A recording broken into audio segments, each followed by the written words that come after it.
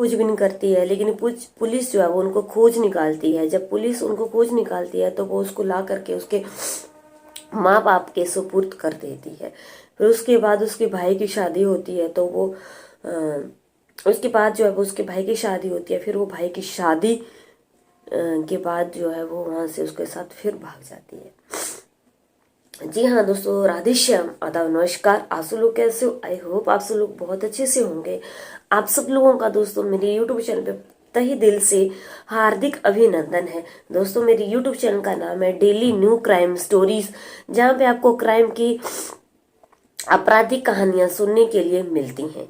तो चलिए दोस्तों, आज की कहानी का रुख हम करते हैं उत्तर प्रदेश की झांसी से। उत्तर प्रदेश की झांसी की जो है वो आज की कहानी है। आप दोस्तों, मेरी आप लोगों से विनती है जुड़ के कि आप पूरी कहानी को सुनना, जब भी आपको पता चल पाएगा। और वीडियो अच्छे लगे तो जरूर लाइक करना। उत्तर प्रदेश की झांसी से जो है हम आज की कहानी का रुख करते हैं, जिसमें जो है वो एक लड़की होती है और जिसकी शादी हो जाती है।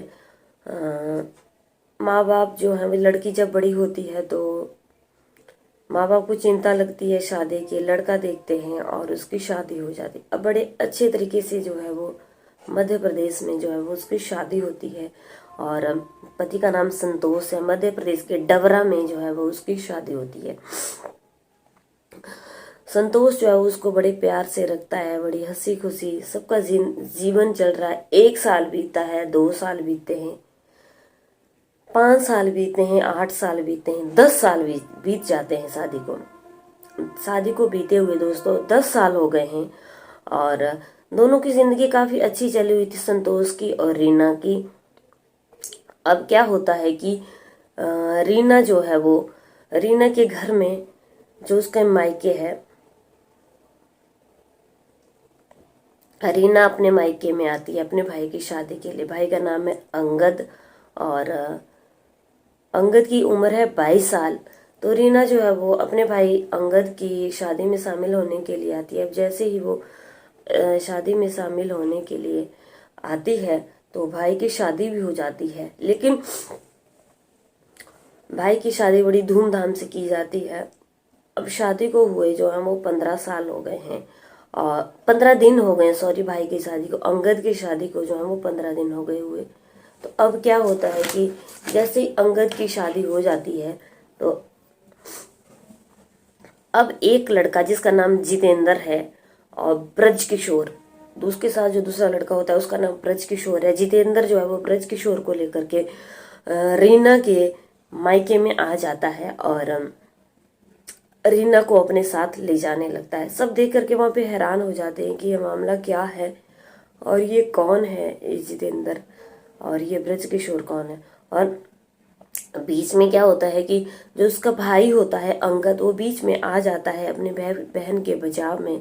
और लेकिन जितेंद्र जो है वो उसके ऊपर जो है फायरिंग कर देता है, जिससे जितेंद्र वहीं पे ढेर हो जाता है, जख्मी हो जाता है। अब जितेंद्र को जो है वो एकदम उसके घर वाले हॉस्पिटल के लिए ले जाते हैं। यहाँ पे उसका उपचार करते वक्त मृत घोषित हो जाता है। अब अंगद के परिवार में बुरी तरह से कोहराम मच गया। 15 ही दिन हुए थे अंगद की शादी को हुए कि उनके घर में मातम छा गया।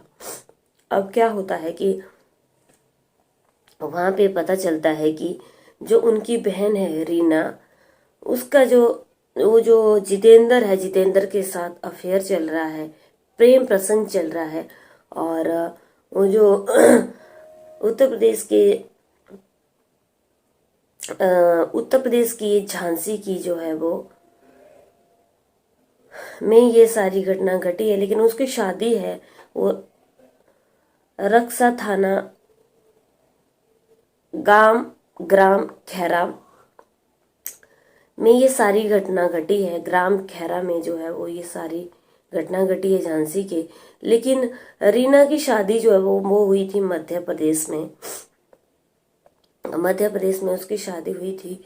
तो पता चलता है कि मध्य प्रदेश में भी ये जो जितेंद्र है इसके साथ भाग गई थी। और इसका उसके बाद पुलिस ने इसको पकड़ लिया था और पुलिस ने ही उसको उनके घर वालों के सुपुर्द कर दिया था। मिल गई थी, दोनों मिल गए थे। पता चलता है कि शादी के 10 साल हो गए हैं, लेकिन शादी के 10 साल होने के बीच में जो है वो रीना का अफेयर चल पड़ता है, प्रेम प्रसंग चल पड़ता है जितेंद्र के साथ। अब जितेंद्र के साथ जब प्रेम प्रसंग चल पड़ता है तो वो बार बार जितेंद्र से के साथ भाग जाती है और उससे मिलने लगती है, छुप छुप के उसे मिलने लगती है और उसे फोन करने लगती है। क्योंकि अब भाई यहाँ पे प्रेम की बात आ गई, प्यार की बात आ गई, तो दोनों एक दूसरे के बिना नहीं रह पाते हैं और चोरी छुपे जो हैं वो रीना और उसका प्रेमी जितेंद्र मिलने लगते हैं। क्योंकि रीना जो है एक शादीशुदा है।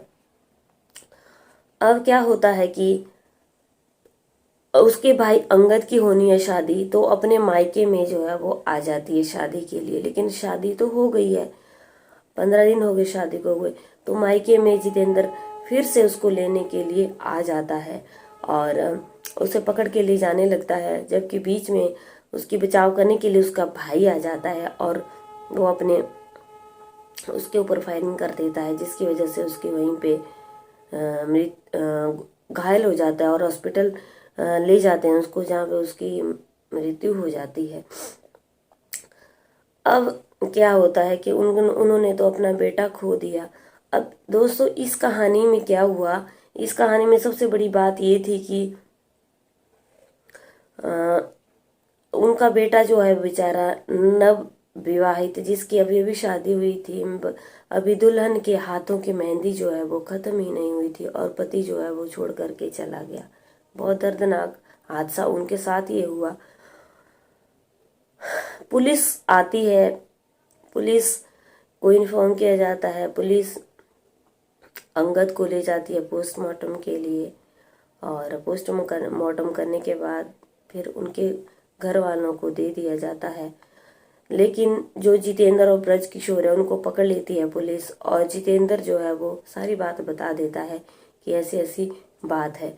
अब जितेंद्र और ब्रज किशोर को पुलिस पकड़ करके ले जाती है। लेकिन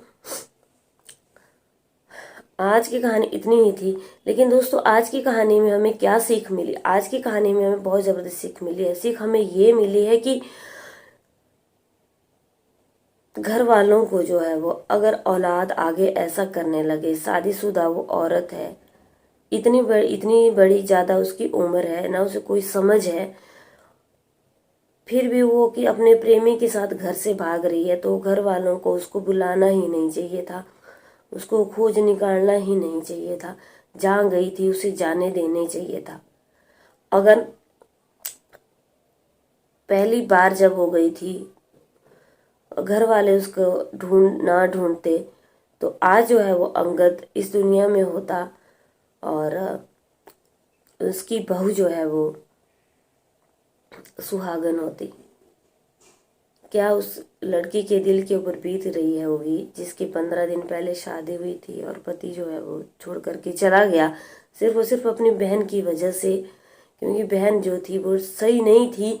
10 साल होने के बाद भी उसका किसी प्रेमी के साथ अब प्रेम प्रसंग चल पड़ता है और फिर उसके साथ भाग जाती है और फिर दूसरे बार फिर उसको भगाने के लिए उसका प्रेमी उसके मायके में पहुंच जाता है। घर वालों को उसको लाना नहीं चाहिए था। अगर एक बार गई थी तो जाने देने चाहिए था, क्योंकि इंसान को पूरा अधिकार है अपनी आंखें खोल करके देखे कि वो क्या गलत कर रहा है।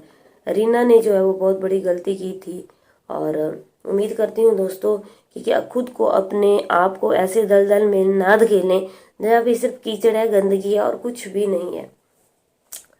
बेचारे जितेंद्र के अंगत भाई के साथ जो भी हुआ उसके साथ हमारी सहानुभूति है और उनकी बहू के साथ जो है वो जो नई दुल्हन है उनके साथ भी हमारी सहानुभूति है। उम्मीद करती हूँ आप लोगों को कहानी पसंद आई होगी। पसंद आई है तो लाइक शेयर कमेंट जरूर करना। कल की वीडियो हम लोगों से फिर से मुलाकात होती है, तब तक बने रहिए मेरे चैनल पे। जय हिंद, जय भारत।